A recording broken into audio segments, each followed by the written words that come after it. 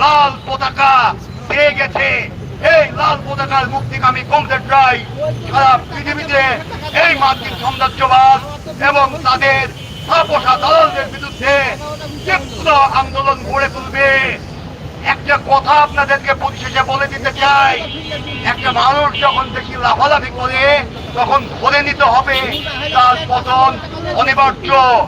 আমার স্পষ্ট বার্তা আমরা দেখতে পাই, আগামীর পৃথিবী হবে শোষণ, নিপীড়ন, নির্যাতন এবং বৈষম্য মুক্ত। আগামীর পৃথিবী হবে এদেশের মুক্তিকামী মানুষ সহ সমগ্র পৃথিবীর মুক্তিকামী মানুষের শান্তিময় বাসস্থান। আমরা চাই না কোনো সাম্রাজ্যবাদী শক্তি একটি স্বাধীন সার্বভৌম রাষ্ট্রের ভেতরে অশান্তি অরাজকতা বিরাজ করুক।